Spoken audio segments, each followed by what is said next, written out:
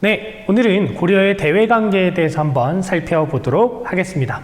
그래서 우리가 지난 시간에 살펴봤던 것처럼 고려를 또 4개의 시기로 쪼개서 살펴볼 건데 어떻게 4개로 쪼갰었죠?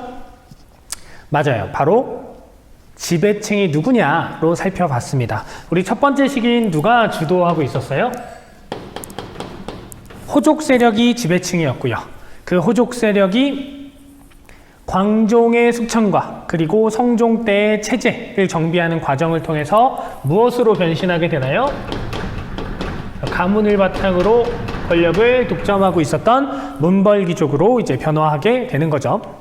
자, 그러다가 이제 문벌귀족 중심의 사회, 문신 중심의 사회에 불만을 가진 어떤 세력이? 무신 세력이 무엇을 일으키게 되면서 무신정변을 일으키게 되면서 이제 무신들이 집권하게 되고요. 그리고 이 무신 집권기에 누가 쳐들어온다고요? 몽골이 쳐들어오게 된다고요. 그러면서 이 몽골에 붙어서 성장했었던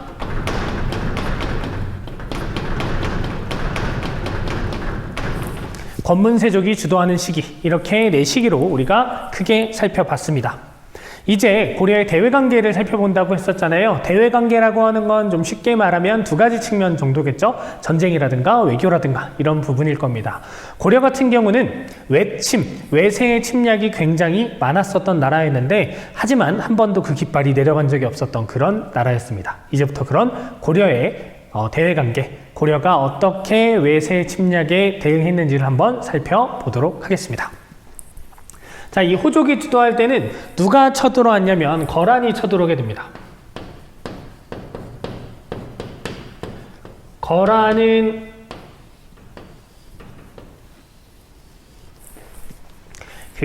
족을 얘기하는 거고요. 거란족이 세운 나라가 요 나라이기 때문에 이런 식으로 표시를 할게요. 자, 거란이 우리나라를 이제 크게 3차례에 걸쳐서 쳐들어오게 되거든요. 그래서 왜 거란이 쳐들어오게 되면 고려의 외교 정책이 뭐였냐면 친송배거 정책이었어요. 고려라고 하는 나라는 북진 정책을 펼쳐야 되잖아. 그러니까 위로 밀고 올라가야 돼요. 근데 그 위쪽은 누가 차지하고 있었냐면 거란이 차지하고 있었기 때문에 거란을 배척하는 정책을 펼치게 됩니다. 거란, 그리고 발해를 멸망시킨 나라기도 했고요. 거란 같은 경우는 송나라를 치고 싶은 거야. 송나라를 치고 싶은데 뒤에 고려가 있잖아요. 고려가 있으니까 송나라를 마음껏 치기가 힘들겠죠. 그래서 너 왜 친송배거 하냐? 너 왜 송나라랑 친하고 우리를 배척해? 라고 하면서 쳐들어온 게 1차 침입이거든요. 그런데 우리가 막 방어할 준비 이런 게 안 돼 있잖아. 그래서 누가 나가서 맞서게 되냐면 서희가 나가서 맞서게 돼요.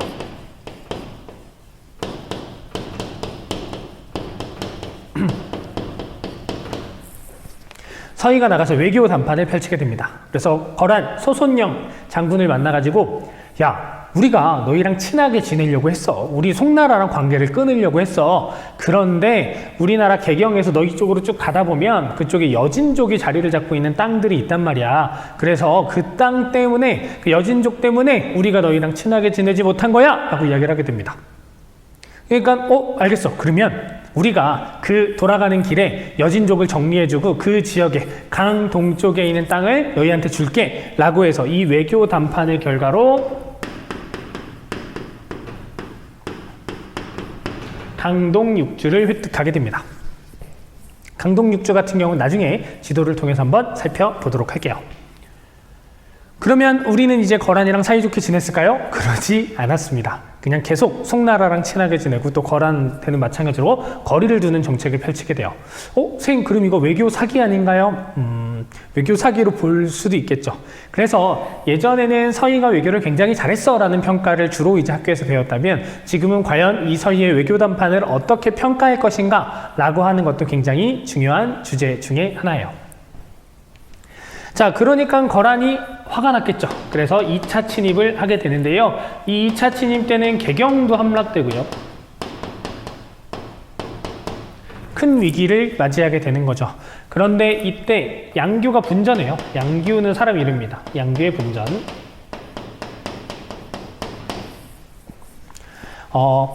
이제 개경이 함락됐으니까 우리나라가 고려가 망해버릴 수도 있겠죠. 근데 망하진 않았어요. 왜냐하면 이 양규 같은 사람들이 굉장히 열심히 싸우기도 했고, 그리고 외교적으로 다시 수습을 하게 됩니다.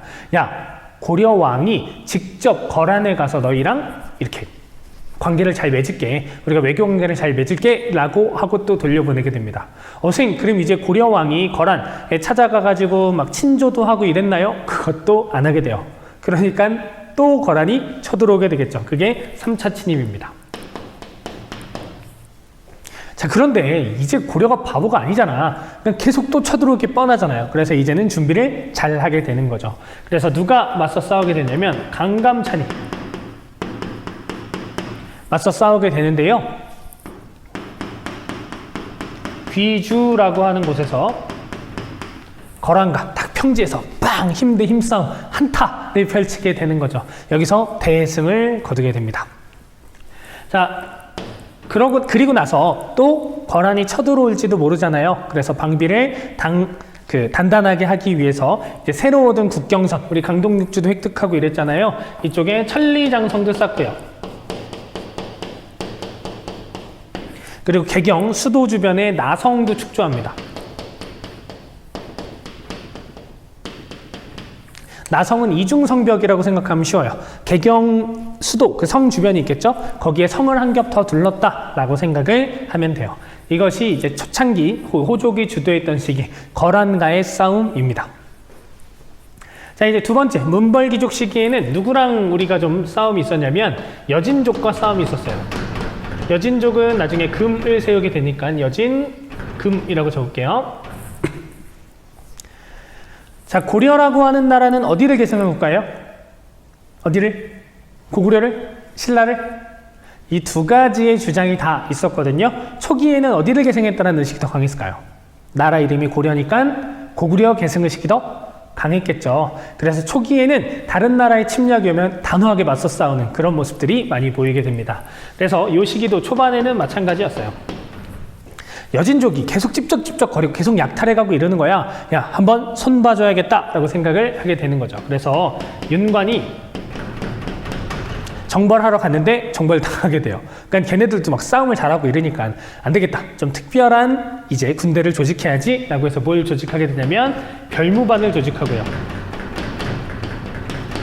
그리고 나서 여진을 정벌하게 되는 겁니다. 여진 정벌 이후에 무엇을 쌓게 되냐면 동북방에 9개의 성을 쌓게 돼요. 동북부성을 쌓게 돼요.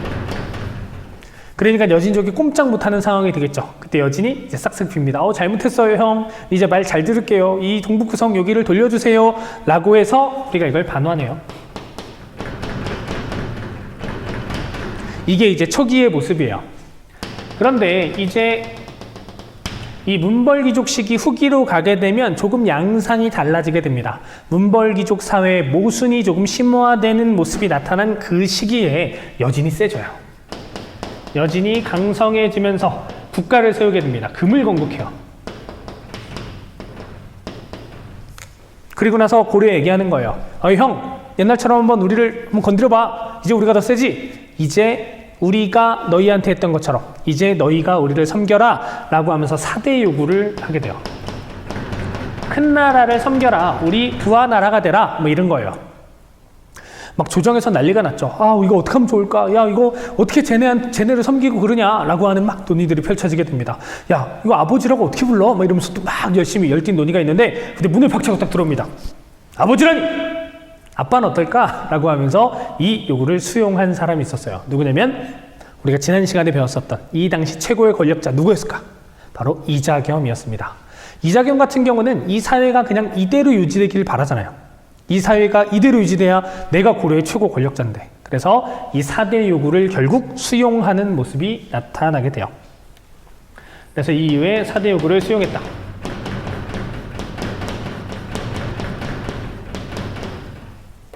이 4대 요구 수용 이후에 고려에 어떤 일이 펼쳐졌을까요?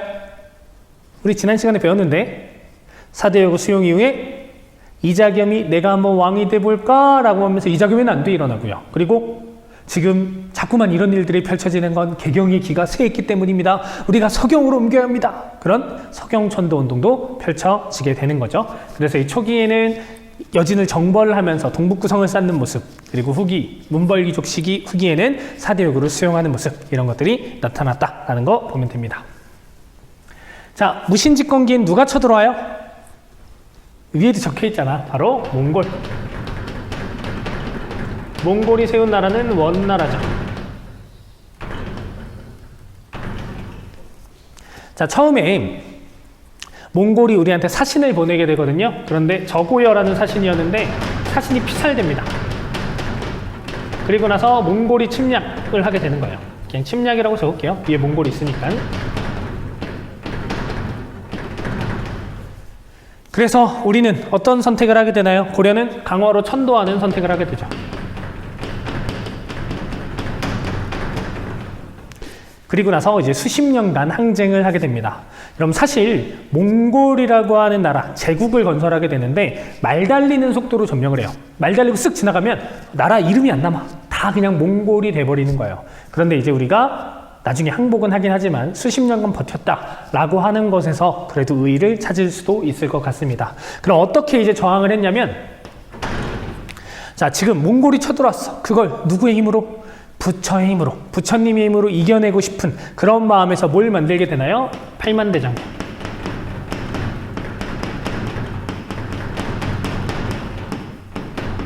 만들게 되고요. 그리고 지금 정부나 이런 건 다 개경으로 가 있는 상태, 아니 개경 미안해요. 강화도로 가 있는 상태죠. 그런 상태에서 본토에 남아있는 여러 하층민들이 저항하기도 합니다. 그리고 처음에 몽골이 쳐들어왔을 때도 그렇고, 그래서 하층민의 저항, 이 하층민 저항 중에 제일 대표적인 것이 뭐 처인성 전투라든가 충주성 전투라든가 뭐 이런 전투들도 있었어요. 그런데 이런 저항에도 불구하고 결국 항복을 하게 되는 거죠.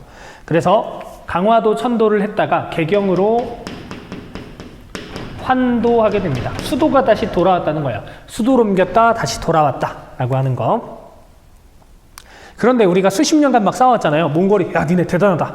몽골 군대에 맞서서 수십 년간 저항하다니 너희가 이런 국가는 처음이야 라고 하면서 어떻게 해요? 너희를 우리 부마국, 사위국가로 삼을게. 그러니까 우리가 밑에 들어가긴 했지만 다른 나라보다는 조금 급이 높은, 뭐 이걸 좋아해야 될지 말아야 될지 모르겠지만 어쨌든 뭐 그런 인정을 받기도 합니다. 자, 그런데 이 개경환도를 했음에도 불구하고 저항하는 세력도 있었어요. 바로 삼별초였죠.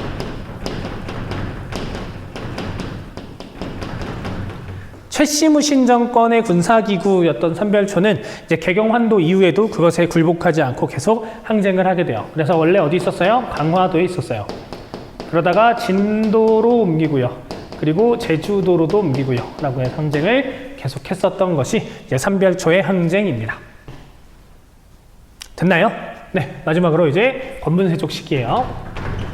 자, 권문세족 시기에는 누구랑 싸우냐면 쳐들어왔던 홍건적 그리고 왜구와 싸움이 많았던 시기입니다. 홍건적은 빨간 수건을 두른 도적인데 중국인들이에요. 중국 한족. 그러니까 선생님 몽골도 중국인이잖아요. 몽골은 몽골인이고 얘네는 중국 한족들입니다.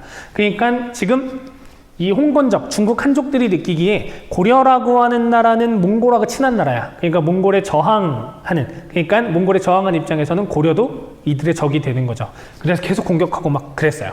그리고 왜구 같은 경우는 여러분 잘 알고 있듯이 그 일본인을 중심으로 한 그런 해적 세력들이라고 보면 되겠죠. 그런데 이제 얘네들을 격퇴하면서 성장한 세력이 있었습니다. 누구냐면 새롭게 성장한 무인 세력, 신흥 무인 세력이에요. 대표적인 사람은 뭐 이성계 같은 사람이 있겠죠. 선생님, 그럼 신흥이면 과거에 무인 세력도 있었나요? 여기 있잖아요. 무인 세력들. 자, 그래서 이제 신흥 무인 세력들이 성장을 하게 되는데요. 이들은 누구랑 결합하게 되냐면 공민왕이 개혁 정치를 하면서 등용했었던 세력이 있었죠. 누구예요? 바로 신진사대부. 신진사대부와 결합해서 나중에 어떤 세력으로? 나중에 뭘 해요? 조선을 건국하는데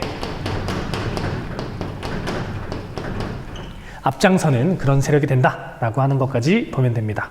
그래서 호족, 문벌귀족, 무신, 권문세족 시기에 각각 거란, 여진, 몽골, 홍건적 왜구와 격퇴하면 홍건적 왜구와 싸우면서 이렇게 발전해 왔었던, 버텨왔었던 그런 고려의 모습을 우리가 살펴봤습니다.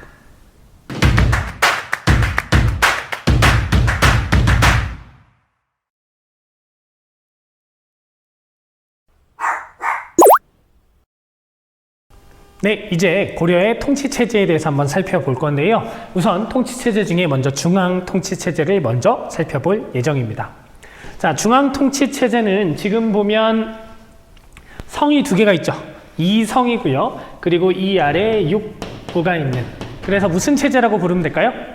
이성육부라고 부르면 됩니다. 발해 같은 경우는 삼성육부, 고려는 이성육부. 어느 나라의 영향을 받은? 저 당나라의 영향을 받은 제도다 라고 하는 거 기억해 두시면 될 것 같아요. 이성부가 아니고 이성육부요. 미안합니다. 자, 그래서 중서문화성에서 정책을 결정하고요. 그리고 그것에 대한 집행을 상서성에서 이제 하게 되는 겁니다. 그리고 중서문화성의 관리는요, 품계에 따라서 둘로 나뉘게 되는데, 2품 이상의 관리를 제신이라고 불렀고요. 그리고 3품 이하의 관리를 낭사라고 불렀어요. 그리고 아까 얘기했듯이 상서성은 육부에서 집행을 하게 되고, 육부라고 하는 게 지금의 무슨 교육부 뭐 이런 것들 있죠.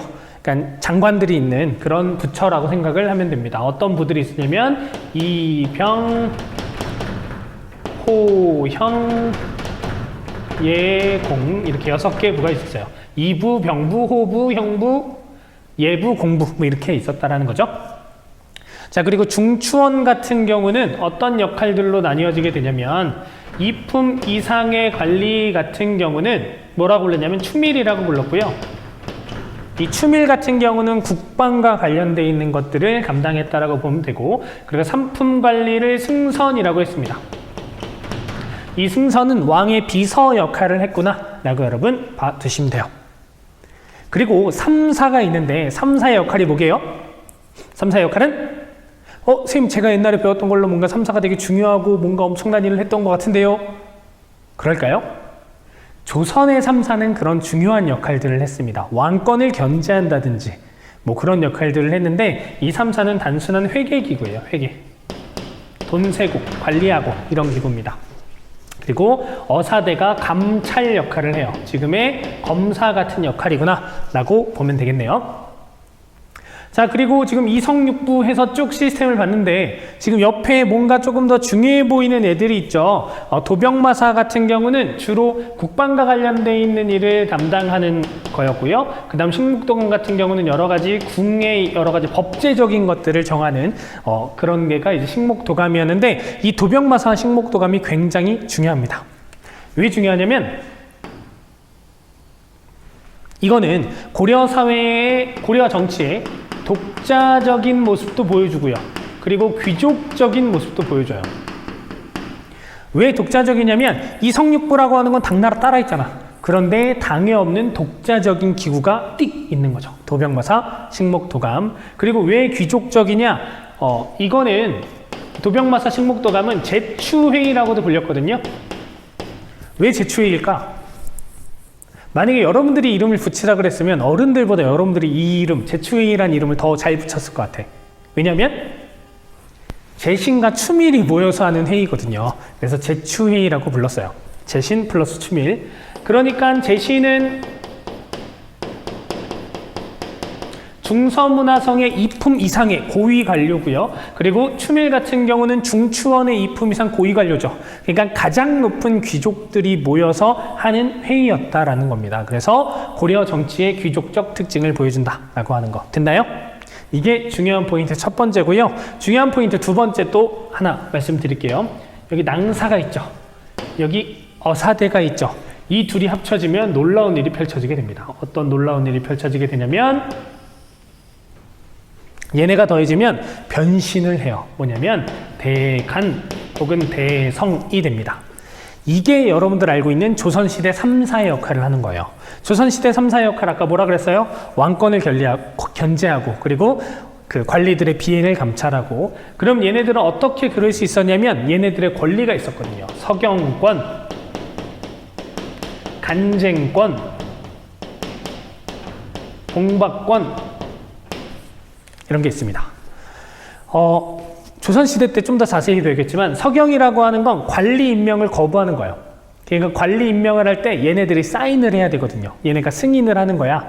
그래서 그걸 통해 왕권, 왕 맘대로 관리를 마음대로 할 수 있는 것들을 막는 그런 역할이었고요. 간쟁은 여러분 잘 아는 거 있잖아. 전하, 그러시면 아니 되옵니다. 통촉하여 주시옵소서. 이게 이제 간쟁입니다. 그리고 봉박은 왕이 여러분 명령 내릴 때 어떻게 할 것 같아요? 막 카톡 보낼까? 메일 보낼까? 어떻게 할까요? 편지 쓸 거잖아. 편지를 읽어봤더니 이건 따를 수가 없어. 조금 멍멍소리야. 이러면 다시 봉해서 돌려보내요. 그러니까 약간 일십 같은 느낌이 되겠죠. 그래서 편지를 봉해서 반박한다. 그래서 봉박이라고 불립니다. 그래서 이것이 고려의 중앙 통치 시스템이에요. 됐나요? 그러면 이제 고려의 지방 통치 시스템으로 한번 넘어가 보도록 하겠습니다.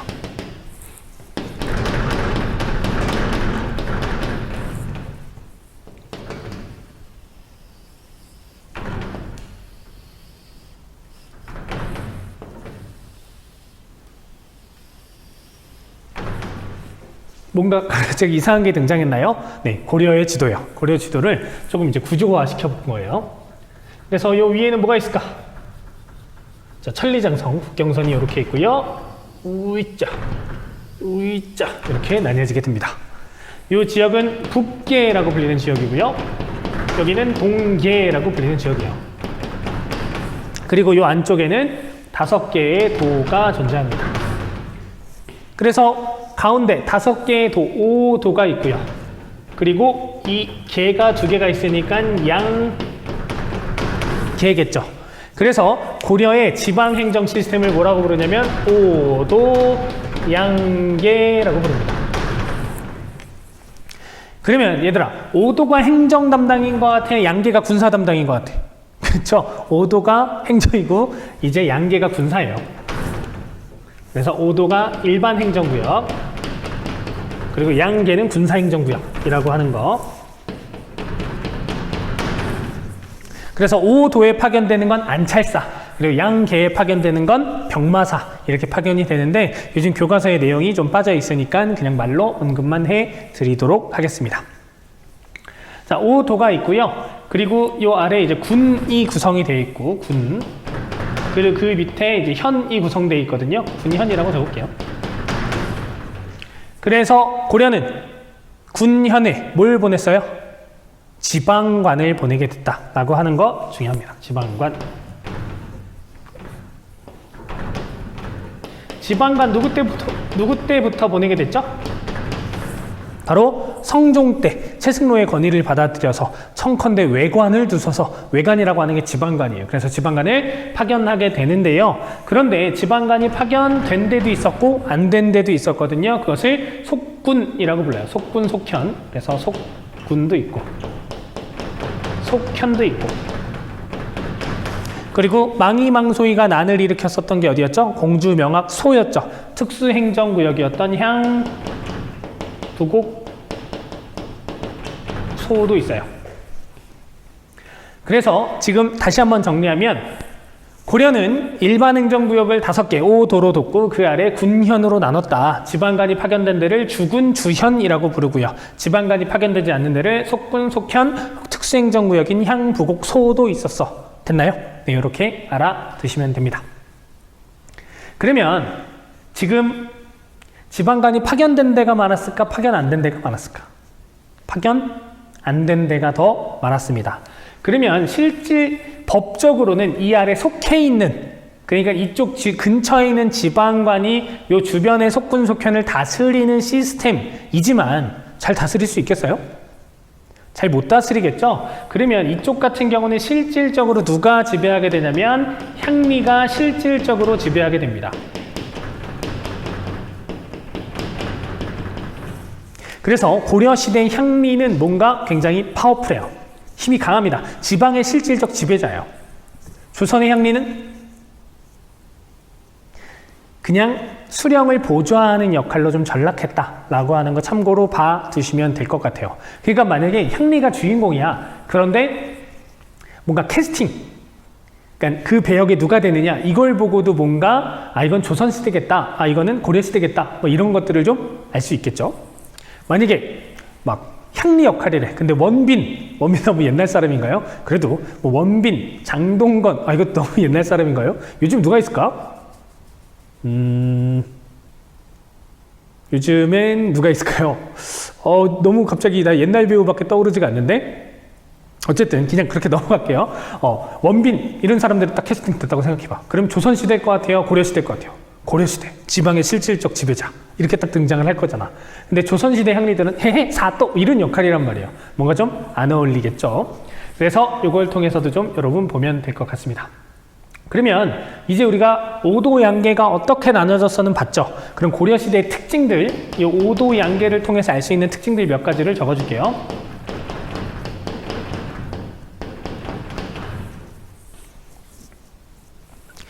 자, 오도 양계라고 하는 걸 통해서 이 고려 사회가 1원적이야, 2원적이야, 2원적이야 라고 하는 거를 알 수 있었어요. 2원적이다 라고 하는 거, 두 개로 나뉘어져 있었어 라고 하는 거. 그리고 주현과 속현 중에 어디가 더 많았어? 속현이 더 많았어. 이걸 통해 알 수 있는 사실은 전국 단위의 중앙 집권은 아니었다.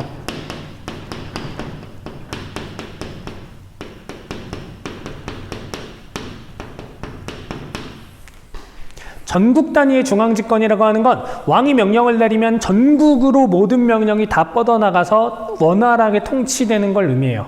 그러려면 전국의 지방관이 파견이 돼야겠죠. 근데 전국의 지방관이 파견되지 않았기 때문에 전국 단위 중앙집권이 아니었고, 전국 단위 중앙집권이 이루어진 건 어느 시기겠어요? 조선시대가 돼서 이루어지게 된다라고 하는 거 여러분 봐두시면 될 것 같습니다. 됐나요? 됐지요? 네, 이렇게 한번 보도록 할게요. 그래서 우리가 지방행정도 이렇게 살펴봤고요. 그리고 이제 무엇을 살펴볼 거냐면 관리등용제도를 한번 살펴볼 겁니다. 이거는 내용이 뭐 그리 많진 않으니까 가볍게 따라오셔도 될 것 같아요. 관리등용은 크게 두 가지로 보면 될 것 같습니다. 시험이 있다, 과거. 시험을 안 봐도 돼 라고 하는 거 음서. 이렇게 되겠죠. 그래서 음서라고 하는 건 문벌귀족들의 그런 주된 관직에 나가는 그런 수단이었다라고 하는 거 봐두면 될 것 같고요. 중요한 수단이었어라고 하는 거. 그리고 과거 같은 경우는 또 종류가 나뉘어지게 되는데 어떤 종류가 있냐면 문과가 있고요. 그리고 승과가 있고요. 그리고 잡과가 있습니다. 승과라고 하는 건 스님들 시험 보는 거예요. 그래서 고려시대는 불교가 융성했구나라는 것도 알 수 있고, 그리고 또 뭘 알 수 있냐면 스님들의 지위도 높았다라는 것도 알 수 있죠. 그래서 왕사, 국사, 왕의 스승, 나라의 스승 뭐 이런 것들이 나타나기도 합니다. 그리고 잡과 같은 경우는 기술직 관료들을 뽑는 거였어요.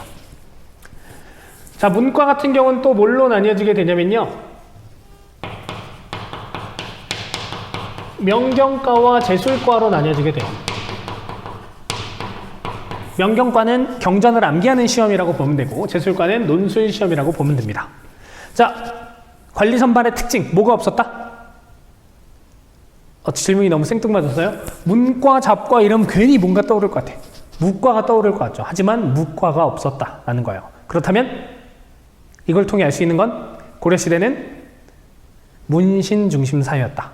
무인에 대한 차별, 무신에 대한 차별이 있었다라는 것도 알 수 있겠죠. 네, 그래서 우리는 고려의 통치체제, 중앙, 지방, 관리 등용 이런 것들에 대해서 한번 쭉 살펴봤습니다. 사실 이런 체제, 시스템에 대해 배울 때는 조금 재미가 없을 수 있죠. 그래도 이 부분 같은 경우는 시험에 좀 잘 다뤄지는 부분이니까 여러분 기억을 잘 해두시면 될 것 같아요. 네, 여러분 수고하셨습니다.